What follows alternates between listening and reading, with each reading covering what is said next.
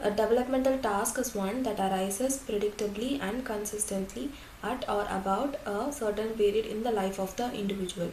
The concept of developmental task assumes that human development in modern society is characterized by a long series of tasks that individuals have to learn throughout their life.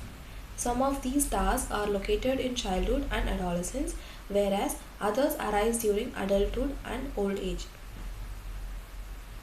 A developmental task is a task which arises at or about a certain period in the life of the individual, successful achievement of which leads to his happiness and to success with later tasks, while failure leads to unhappiness in the individual, disapproval by the society, and difficulty with later tasks. Infancy and childhood, once the basic skills are mastered, he learns during later years to run, jump, and skip.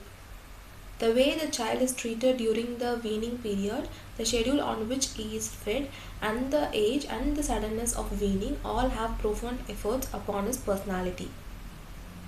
Between the ages of 12 and 18 months, the great moment of speech arrives. The two theories agree to this extent, namely, that the human infant develops a repertory of speech, sounds without having to learn them, and that the people around him teach him to attach certain meanings to these sounds. The kinds of sexual behavior he learns and the attitude and the feeling he develops about sex in these early years probably have an abiding effect upon his sexuality throughout his life. It takes as many as 5 years for the child's body to settle down to something like the physiological stability of the child. And when his nervous system is ready, he must have the experience and the teachers to enable him to form a stock of concepts and learn the names for them. On this basis, his later mental development is built. The way he achieves this task of relating himself emotionally to other people will have a large part in determining whether he will be friendly or cold, outgoing or introversive in his social relations in later life. He develops the basis of his conscience about which a later structure of values and moral character will be built. Childhood. To learn the physical skills that are necessary for the game and physical activity that are highly valued in childhood, such skills as throwing and catching, kicking, swimming, and handling simple tools. To develop habits of care of the body, of cleanliness and safety, consistent with a wholesome, realistic attitude which includes a sense of physical normality and adequacy. The ability to enjoy using the body and a wholesome attitude towards sex. To learn the give and take of social life among peers, to make friends and to get along with enemies, to develop a social personality.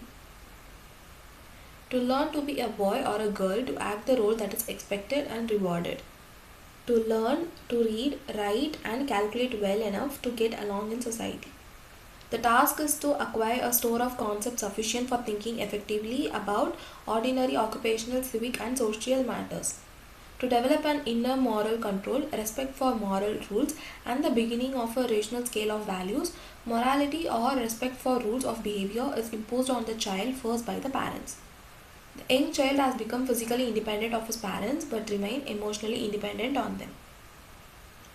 To develop social attitudes that are basically democratic, attitudes are emotionalized disposition to act are learned mainly in three ways: by imitation of people with prestige in the eyes of the learner, by collection and combination of pleasant or unpleasant experiences associated with the given object or situation, by a single deeply emotional experience, pleasant or unpleasant, associated with a given object or situation.